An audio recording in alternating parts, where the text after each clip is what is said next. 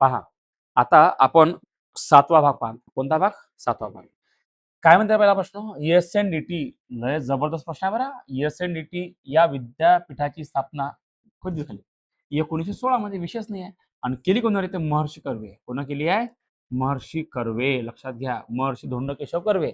आणि याचं जे आत्मवृत्त आहे, लक्षात घ्या, आत्मचरित्र, याच्या आत्मचरित्राचं नाव पेपरला आलाय. नावच आहे आत्मवृत्त. काय नाव आहे? आत्मवृत्त.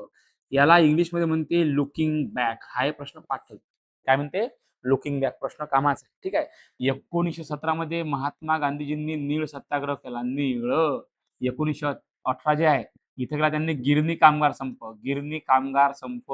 आणि 1920 मध्ये केलाय त्यानं असहकार आंदोलन. पण कोण केलं हे पाहिजे? हे केलं महात्मा गांधीजीनं. इथं ऑप्शन दिले आहे, मी सांगितलं, कारण ते पाठ होते, आपल्या डोक्यात हॅमरिंग होते. 17ला नीळ सत्याग्रह, त्याला चंपारण्य म्हणतात. 1918ला गिरणी कामगार संप केला 18 मध्ये. 1920ला चालू केलं त्यांनी असहकार आंदोलन, म्हणजे असहकार चळवळ. बघा, एस-एन-डी-टी स्थापना केली 1916 मध्ये. ते महर्षी कर्वे यांनी केली. त्याच्या आत्मचरित्राचं नाव आत्मवृत्त आहे. त्याला इंग्लिशमध्ये लुकिंग बॅक असं म्हणतात. या प्रश्नासंबंधी मला एवढं बोलायचं होतं. मी बोललो, तुम्ही पाठ ठेवा. प्रश्न कामाचा आहे, प्रत्येक प्रश्न कामाचा आहे. नंतर चला, कोणत्या नदीचे खोरे महाराष्ट्रात सर्वात कमी आहे? म्हणते विशेष कमी आहे, गंभीर आहे. कृष्णा नदीचे खोरे. महाराष्ट्रात सर्वात लहान नदीचं जे खोरं असेल ते कोणतं आहे? कृष्णा नदीचं खोरं आहे. आणि या नदीच्या पात्रामध्ये तंबाखू पिकते. पेपरला प्रश्न आहे, कृष्णा नदीच्या खोऱ्यात कोणतं पिकते? तंबाखू. गोदावरीला रुद्रगंगा म्हणतात आणि संतांची भूमी म्हणतात. संतांची भूमी. पेपरला प्रश्न आहे, लक्षात घ्या. आहे की नाही? महाराष्ट्रामधली सगळ्यात मोठी नदी कोणती आहे? गोदावरी नदी आहे. तापी जी नदी आहे ही महाराष्ट्रामधली पश्चिम वाहिनी नदी आहे सगळ्यात मोठी. कोणती? तापी. विशेष तापीच्या क्षेत्रामध्ये कापूस पीक येते. कोणतं पीक येते? कापूस. भीमा नदी म्हटलं तर भुईमुंग प्लस ज्वारी. आम्ही त्याला ज्वारी म्हणतो, विदर्भात ज्वारी म्हणतात. समजलं? प्रश्न कामात आहे, समजून घ्या. नंतर प्रश्न आहे, चला, या रोगामध्ये तांबड्या पेशीचा नाश होतो. तांबड्या पेशीचा म्हटलं तर मलेरिया. बघा, आरबीसी, तांबड्या म्हणजे आरबीसी, रेड ब्लड सेल, आणि डब्ल्यूबीसी म्हणजे पांढऱ्या पेशी. व्हाईट ब्लड सेल, पांढऱ्या पेशी. पांढऱ्या म्हटलं तर टायफॉइड, आणि आरबीसी म्हटलं तर मलेरिया. दोन प्रश्न पाठायचे. दोन्ही प्रश्न पेपरला आहे. मलेरिया या आजारामध्ये तांबड्या पेशीचा नाश होतो आणि टायफॉइड या आजारामध्ये पांढऱ्या पेशीचा नाश होतो. दोन्ही प्रश्न पेपरला आले आहेत. नंतर डेंग्यू या आजाराचा प्रादुर्भाव कोणामुळे होतो? तर एडिस इजिप्ती डास जो आहे की नाही, त्या एडिस इजिप्ती डासामुळे कोणता आजार होते?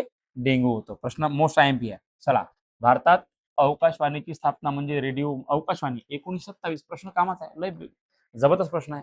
कितीतरी वेळा पेपरला प्रश्न आला आहे. कोणत्या वर्षी? 1927. बाकी इथं बघा, जर 1930 जर विचार केला आपण, तर इथं सविनय कायदेभंग, सविनय कायदेभंग ही चळवळ सुरू केली आहे महात्मा गांधी यांनी. आणि महात्मा गांधीवर आपण बऱ्याच वेळा बोललेलो आहे तिकडे. चला, नंतर प्रश्न बघा, पहिल्या पंचवार्षिक योजना. पंचवार्षिक कोणती योजना आहे? कालावधी कोणता? विशेष नाही आहे. 1951-56. भारतामध्ये प्रश्न पाठाचा मोस्ट आयएमपी आहे. भारतामध्ये पहिली जी योजना पंचवार्षिक योजना ती आहे 51 ते 56. दुसरी आहे 56 ते 61. लक्षात घ्या, 56 ते 61. तिसरी आहे 61 ते 66. इथं मात्र पाहिजे 66 ते 69. हा प्रश्न कामाचा आहे. ही आहे नियोजनाची सुट्टी. नियोजनाची अर्थशास्त्राचा प्रश्न आहे. प्रश्न कामाचा आहे. पहिली नियोजनाची सुट्टी कोणत्या वर्षी देण्यात आली? 1966 1969. हा नियोजनाच्या सुट्टीचा काळ होता. कारण इथं आपलं भारत पाकिस्तान युद्ध झालं होतं 65 मध्ये. प्रश्न पाठ ठेवला. चला, नंतर कशामुळे मूत्राशयात खळा निर्माण होतो? प्रश्नच नाही आहे. म्हणजे ज्याला आपण किडनी स्टोन म्हणतो की नाही, हा किडनी स्टोन कशामुळे होतो? तर प्रश्न पाठ ठेवजा. इथं ना ऑक्झालेट घेतलंय की नाही, तर कॅल्शियम ऑक्झालेट. कॅल्शियम ऑक्झालेट हे पूर्ण नाव आहे. पीपीटी मध्ये नाव घेतलं नसल किंवा काही तांत्रिक अडचणीमुळे तो प्रश्न मागवड झाला असेल. प्रश्न पाठ ठेवजा. कशामुळे मूत्राशयात खळा निर्माण होतो? तर कॅल्शियम ऑक्झालेटमुळे. चला, नंतर उपराष्ट्रपती पदाची निवडणुकीत लढणाऱ्या उमेदवाराचे वय किती पाहिजे? सरळ सरळ उपराष्ट्रपती. विशेष नाही आहे. उपराष्ट्रपती बघा, मी लिहितो येतो, राष्ट्रपती प्लस उपराष्ट्रपती या दोघांचं वय असते 35 वर्ष. पंतप्रधान प्लस मुख्यमंत्री या दोघांचं वय असते 25 वर्ष. पाठ ठेवतात. बाकीच्या बऱ्याच गोष्टी नंतरच्या प्रश्नामध्ये 500 प्रश्न आहे आपल्याकडे. आपण त्या 2000 करणारा प्रश्न एक एक प्रश्न मी जसं सांगतो त्याला स्किप करू नका, व्यवस्थित पहा. बरोबर आहे. कमी पैशात आहे म्हणून ते स्वस्त आहे असं नाही आहे. कमी पैशात द्यायचं कारण हे आहे की जास्तीत जास्त लोक घेऊ शकले पाहिजे आणि त्यांचं जे स्वप्न आहे तिथपर्यंत तुम्ही पोहोचू शकले पाहिजे. त्याच्यापेक्षा मोठा उद्देश नाही आहे. चला नंतर महात्मा गांधींना पुन्हा प्रश्नाला महात्मा गांधी म्हटलं सगळ्यांमध्ये महात्मा 3 अक्षरी, टागोर 3 अक्षरी. बरोबर आहे की नाही. सुभाषचंद्र बोस नावाला इथं याने त्यांना पिता म्हटला 2 अक्षरी 2 अक्षरी. बरोबर आहे की नाही. ठीक आहे. एक नाव पंडित नेहरू आहे. हे भारताचे पहिले पंतप्रधान होते आणि यांच्या समाधी स्थळाचं नाव जे आहे ते आहे शांतीवन. काय आहे रे बा? शांतीवन. पेपरला प्रश्न आलेला आहे. समजलं तुम्हाला काय म्हटलं मी. चला 7व्या भागातला शेवटचा प्रश्न. मदर ऑफ बोर्डिंग हाऊस कोणत्या शहराला म्हटले जाते? काय सुंदर प्रश्न आहे. म्हणजे सरळ सरळ समजावं लागते की बोर्डिंग हाऊस म्हणजे काय होते? त्याला काय हॉस्टेल हॉस्टेल आहे की नाही. ते हॉस्टेलची सुरुवात केली आहे कोल्हापूरमध्ये शाहू महाराजांनी. बरोबर. कोण केली आहे? शाहू महाराज. आणि मदर बोर्डिंग हाऊस कोणाला म्हणतात? कोल्हापूरला म्हणतात. प्रश्न पाठवता. शाहूचा जिल्हा कोल्हापूर. आरक्षणाचे जनक आरक्षण चालू केला आहे 1902 मध्ये शाहू महाराजांनी. हा प्रश्न एक पाठ ठेवायचा, प्रश्न कामाचा आहे. समजलं. चला इथं झाला तुमचा 7वा भाग. समजलं.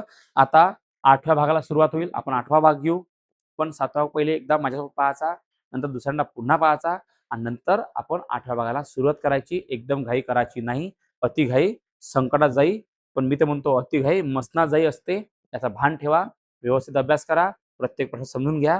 होऊ शकते एखादा प्रश्न माझा मागं पुढं होईल किंवा एखाद्या प्रश्नाचं एखादं विशेष महत्त्व सांगायचं राहून जाईल. बरोबर. पण ते कुठेतरी कव्हर केल्या जाईल. कारण मी सुद्धा काय आहे शेवटी माणूसच आहे आणि माझा प्रयत्न आहे की तुमच्यापर्यंत चांगल्यात चांगलं पोहोचण्याचा प्रयत्न केला मी. तो तुम्ही तुमच्यापर्यंत घ्या. त्याचा चांगला विचार करा. ते समजून घ्या आणि नक्कीच येणारी भरती ही तुमची असली पाहिजे हे मलाही माहित आहे आणि तुम्ही ते करणार याची मला गॅरंटी आहे. चला ठीक आहे मग विषय खतम.